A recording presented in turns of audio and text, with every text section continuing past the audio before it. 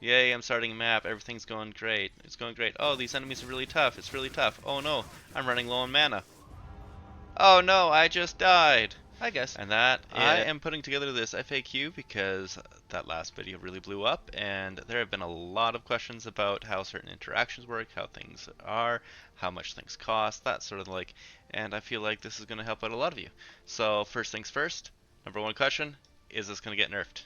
And I'm happy to say, as per the GGG stream yesterday, it is the 13th today, so yesterday was the 12th. No, nerfs are not coming. Monk's gonna be fine. The build's gonna be fine. I can't predict the future, but it looks like we are solid. Number two, how much does the build cost? Well, short answer, if you want to get started, it's about 17 divine. And that's if you had absolutely nothing. If you had no weapon, no gloves, no belt, no chest, no rings, no jewels, no nothing. If you had 17 divine to buy everything, that's per today's market, you will be in a good spot. Now, for a little bit of an explanation of that, I put together a paint based on what is in the market today. So the weapon's about a div, the gloves are 1 to 2 div. I couldn't believe how cheap they were. People are really unhappy with how expensive they are, but for a normal 1 to 10, even with a decent corrupt, you are only looking at 2 divine or 1 divine for a normal one. The belt itself, this one here is crazy expensive obviously. It's 15 to 17 divine, but luckily it's not needed. All you need is another belt with some attributes and some good res. Prefixes don't matter. This one here even has open slots, and they're like 4 or 5 exalt. Dirt cheap. Next thing, your boots. I looked for a decent pair with 25 move speed with attributes and res, and you do not need 25 move speed because of Tempest Flurry. You're mostly moving around with Tempest Flurry, and so if that is your primary source of movement, then you don't even need to go this expensive. But half a div to a div for a really decent pair of boots that will get you far in the game. Not a bad price at all. Helmet here for a split base with int and resistances, and a couple of other good stats that'll help you along the way. Literally free, essentially. 3-4 exalt is nothing. This isn't the best. Normally, if you're going to get a split base, you would want it with double attribute. That's the power of it. But if you're just wanting to go pure energy shield, I kind of shot from the moon here. It was at least 350 energy shield you need, and it's a div to 2 div.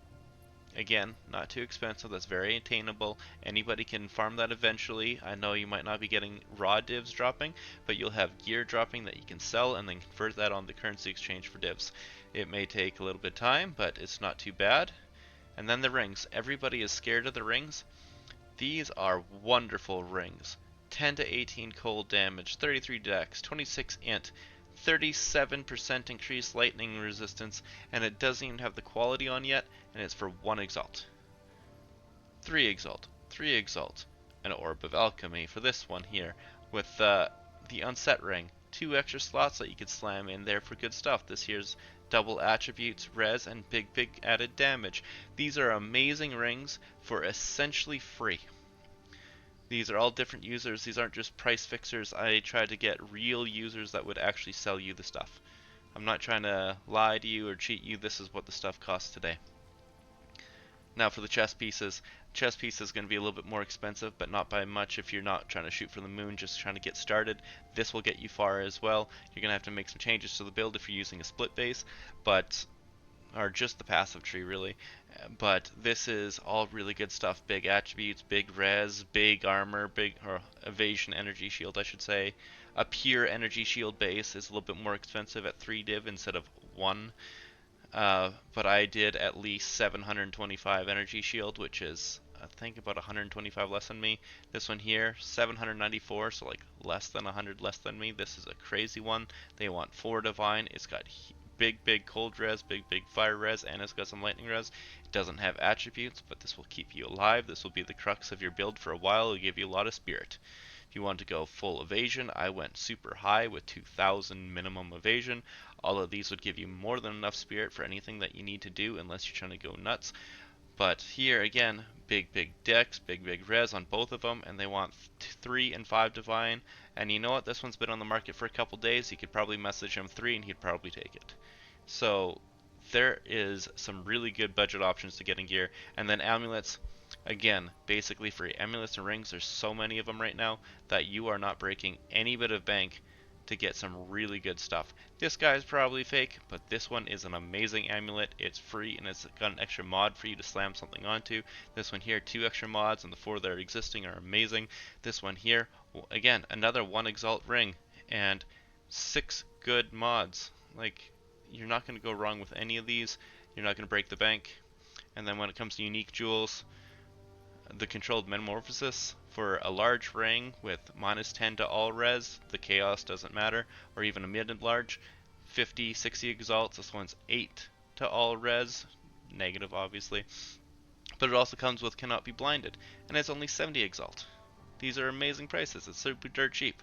Now obviously getting something like the timeless jewels can be way more expensive, but when I bought that it was 6, the day before it was 12, and now it is unfortunately in the high 20s.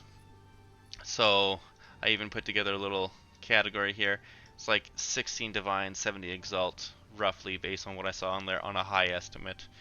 But with the absolute aspirational gear, you're spending well over 200, and that is because Astramentus alone costs 150. That is worth more than everything else in the build. If you wanted to get things like the Mana Flask, that's an extra 20 something. If you're wanting to get an Adorned Jewel, that, I don't even want to know what that would cost for a good roll, plus all the extra little mini jewels. Yeah, that's going to cost a lot, but just to get started for really good gear, you're going to be spending 16.5 divines from base, but that's not what you're actually going to spend because you're already going to have gear from the build you're currently playing. You won't have my kind of energy, shield, or damage, but you'll be in a great spot. Now, what are your priority items? So priority gear, you're going to need the gloves and the staff. So that is apparently 2 divine to get gloves and a staff. That's all you need. And after that, everything is built around it.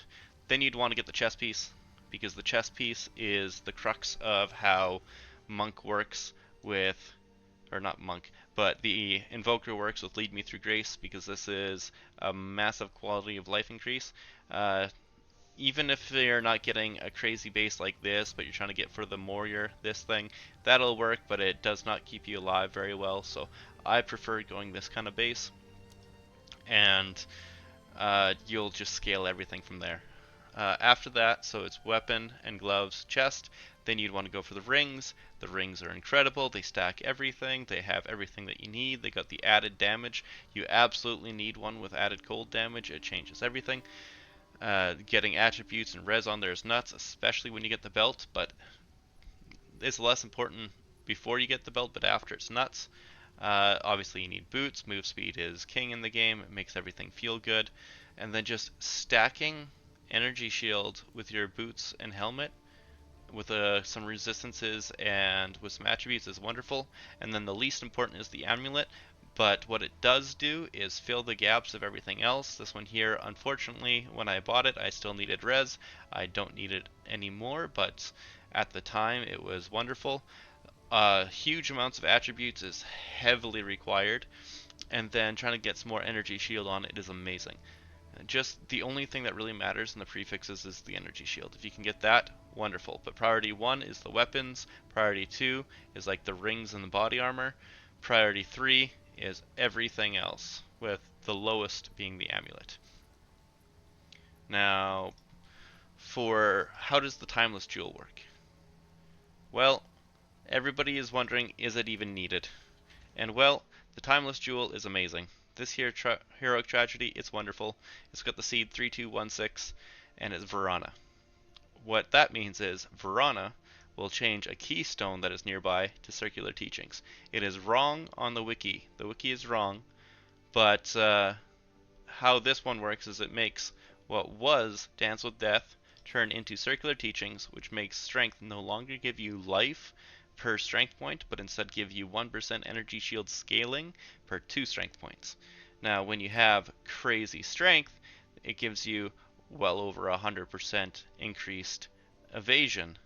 So, or sorry, energy shield, and that comes from all the big base, from the body armor, the boots, and the helmet. So, how important Verana is to you is determined by how good your body armor, boots, and helmet are for giving you energy shield, base energy shield. And now, so it also has this line 3216 for songworthy deeds. What that does is it changes the notables around here, because these are not the normal notables. Normally, they're attacks while holding a shield, and in this case, attacks maim and maim chance on hit. But because of this guy, I now have 40% increased maximum energy shield and 10 to lightning res. And you may have noticed I have over 9,000 energy shield with the jewel on, and when I take it off, I go down to 5,800. That is because you lose the entirety of the strength scaling energy shield. That big 100% more than doubles everything that's on here, and that's how it works. So if you're evasion based or split based, this is less important. If you're pure energy shield based, this is more important, but it is not essential to making the build work. So remember, I have had a lot of people ask me, the number of songworthy deeds changes the notables, and we have no way of checking what the notables will change to yet. It will be made available when PoE comes out, as long as they have cracked that code. They might not have it immediately upon release, but in PoE 1 they did have it when I came into the game. And the Lord here, the Varana, is all that matters. There's also Medev and Orgoth, and if you get one with Medev or Orgoth, it's not the end of the world. If you hit it with a Divine Orb, as you can see, it says when you hold down Alt, it changes Varana to Orloth there at the top. It will swap through any of the three when you hit a Divine onto it, and so it will also randomize the seed number. So if you get one, you can change it to Varana by just hitting it with a few Divines and hope you don't get really unlucky. So now, Lingering Illusion tech not working for you. People are saying, oh no, I've got it, it's there, I'm not getting it. Well, are you attacking? Are you attacking afterwards? Because if you're not attacking, you won't get it. And if you are attacking, do you have Minion packed in? Because if you don't have Minion packed in, then it's not going to do anything. And if you're rolling, the Minion comes up and you're attacking, nothing happens, do you have enough skill speed? So just put in persistence. I didn't want to put it in the last video, but with chill ground affecting it and with temp chains affecting it because it's all slowing down your action speed, it got really annoying. And also, if you don't have 30% move speed on your boots, it wouldn't work if you didn't have the proper amount of skilled cooldown on it. Like if you had the one jewel for 15%, it wouldn't be enough. But here, even if you take your boots off, I still generate the charge. Even when I check, I have the crazy negative 3% move speed, it still works. So put persistence on Lingering Illusion, it'll help a lot. Dodge roll, attack, it'll work. And if you're doing all of that properly and it's still not working, it's because you're not using Chaos Inoculation.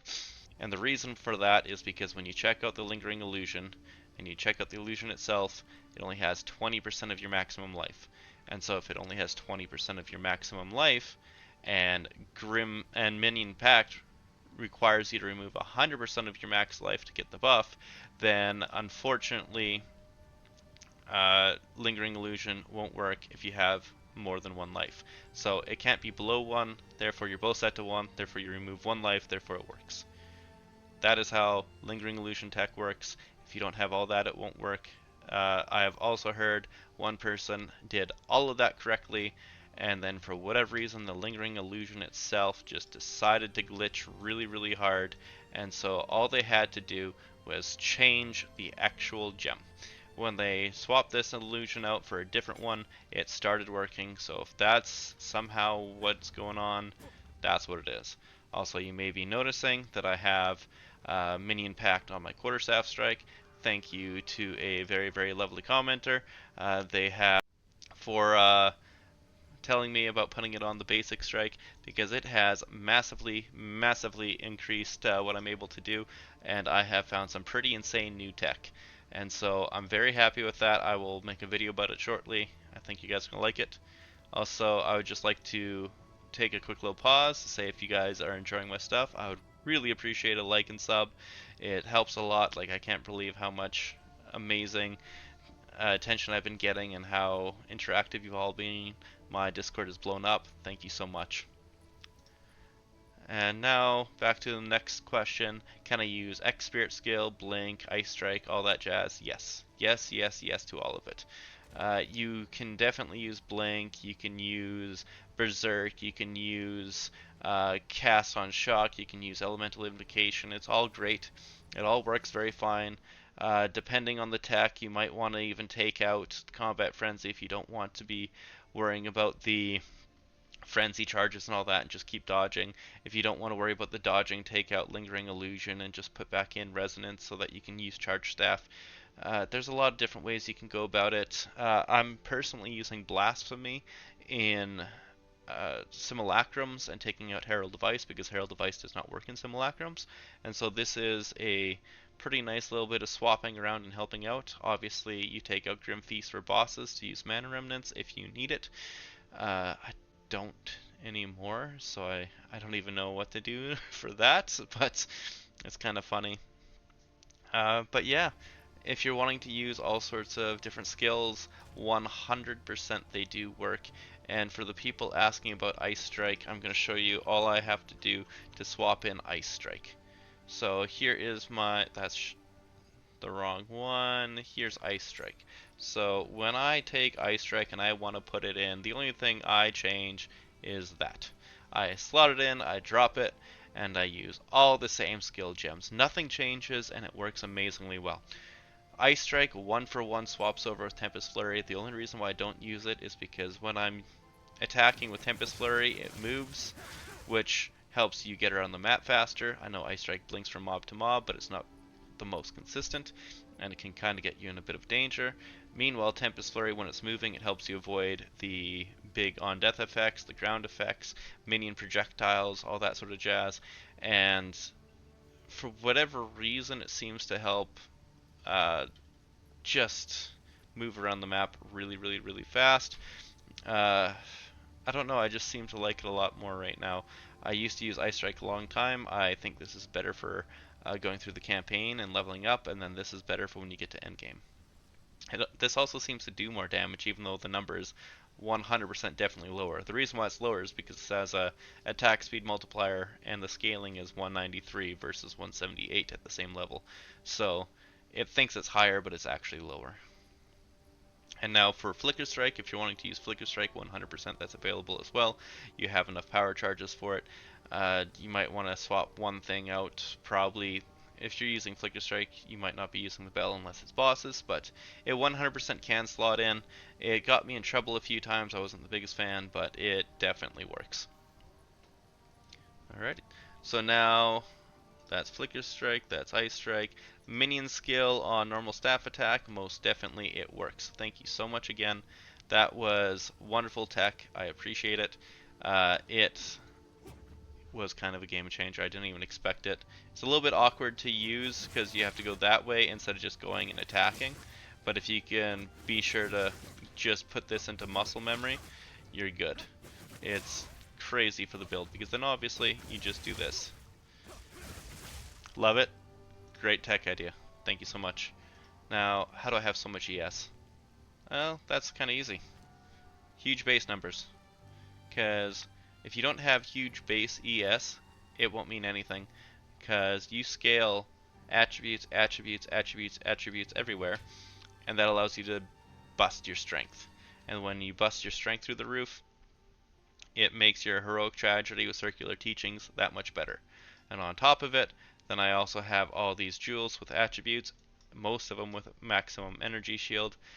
Attributes, again, attributes maximum energy shield. This one here's cannot be inflicted corrupted blood, but maximum energy shield. And this one here, attributes. Also, if you notice, I don't have the skill effect duration gem on there, and it's because I just put on persistence now.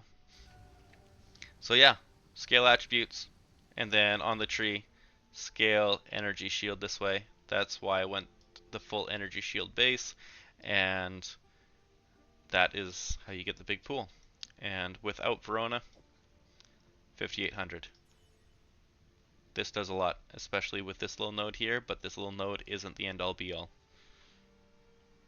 Now for a very common one that comes up that is actually pretty funny. Why do I just die against bosses? And oddly enough, you're not dying to the boss. A lot of the things that people are saying is this actually not the boss at all, but it's your own mana flask. If you have removes 15% of mana recovered from life when used, well, instead of taking out a boss, all you're going to do is die. So you're going to take a map, you're going to go into map area, you're going to take this, you're going to get really excited. Yay, I'm starting a map, everything's going great, it's going great. Oh, these enemies are really tough, it's really tough. Oh no, I'm running low on mana. Oh no, I just died. And that is exactly what 90% of people asking, where did my survivability go? And that's your mana flask. That's 100% your mana flask. That's just removing your health. Make sure that's not the case. If that's not the case, check your survivability and your defenses elsewhere. But yeah, check your mana flask. It's killing you. So now, a lot of people are saying that their heralds aren't working. And if your heralds aren't working, you're not following the jewels. So you might be thinking Ice Bite should go on Herald of Ice and Innervate should go on Herald of Thunder, but no. Ice Bite needs to be on Herald of Thunder because Herald of Thunder is what you use to freeze. Use it to freeze with Cold Infusion, Glaciation, and Ambush. Ambush because when it comes down and hits an enemy on full life, it doubles your crit chance. So whenever I have a power charge, I have over 50% crit chance, therefore guaranteeing a crit, therefore basically guaranteeing if it's a white mob, it will freeze them. Herald of Ice, oh, last one is Lightning Mastery. Right now I also put on Long Shot. You can go this way if you want to. You can swap out this guy here for a cold skill. Boom. It 1-for-1 is fine. Yeah, you don't need to worry about that too much. But Herald of Ice, what's important is Innervate, because then you're stacking the extra cold damage and extra lightning damage for the recently killed enemies. It's incredibly strong. And then you also have Conduction to help you shock. You probably don't actually need this, but it goes very well and it improves consistency. I bet if I took it off it would be fine though with how much lightning damage we do. Then Magnified Infect is incredible for making the explosions overlap. Cold Mastery, again, is not necessary, but Shock Infusion helps keep you alive. So Herald of Thunder freezes, which causes shattering enemies, which causes Herald of Ice to proc out, which shocks enemies, which causes more Herald of Thunder procs, and since these are both attacks, it has a beautiful cascading effect that clears maps, clears breaches, clears everything. If you do not have this gem set up, it will not work as well. You do not need the 5 slots, you only need 1, 2, 3, 4 to work extremely consistently, and you also need the cold damage. Another question is, where do I get all the cold damage? It's not just from this one ring. No way, it couldn't be just that. And basically, yeah, it is. So you see I have 1371 on there, thanks to Cold Infusion. It's taking and absolutely gutting my damage, but making that lightning damage be cold. But watch what happens when I take off this one ring. It almost goes away. And yet, most of my time playing, I did not have the cold damage on the ring. This is a relatively new acquire. I bought this for one whole divine. And it is wonderful. It's build transformative. And what this does is it scales super hard with the weapon damage per 5 strength, and then you just go nuts. And it gives you everything. Again, taking off Cold Infusion, no issue. It's, yeah, you'll still shock, you'll still freeze, you'll still do everything. You'll even do more damage with it off, but this just helps make it consistent. And the only other source of cold damage on the other in the entire build, because I don't have it on the other ring and I don't have it on any gear, I don't have any percent cold. The only other thing I have is I Am the Blizzard. And this is what I was using for basically all of my cold damage before. You do not need to go Essence of the Mountain, and you also do not need to go Essence of the Storm to shock. They are unfortunately very low effective nodes, and I do not recommend anybody getting them for really any reason. These are great because you get the crit chance and increased crit damage, or not crit damage, but increased damage. 36% isn't inconsequential, so I like this one instead of coming around. But legitimately, you just scale damage to bring up your cold, and this is all you need. This, one ring, and then the Herald with Cold Infusion, and you will freeze everything. If you're having a little bit of problems, then maybe try putting your controlled metamorphosis here and take this one here for increased freeze build up and to give you a little bit more defenses. It is in my evasion based tech, and I think that will help you greatly. But yeah, that is all I have for cold damage, and that is how I get the heralds to work. And now another question that pops up a lot: why don't I have X on planner? And the reason for it, or sorry, why do I have it on the planner? Why isn't it the same as the video? And the issue is I can't update the video every day. Once it's out, it's saved, it's done. But every day that I'm playing, I find new tech and new ways to improve. I'm always tweaking and improving in every way that I can, and I update the builder pretty much whenever I have something worth sharing. And so if it's on the builder, and the builder isn't broken because sometimes it saves improperly, but as long as it's on there, that's probably the best tech that I found, and I'm sharing it with you there. So if you want the most updated version of what I've got, that is what it will be, and that's where it will be.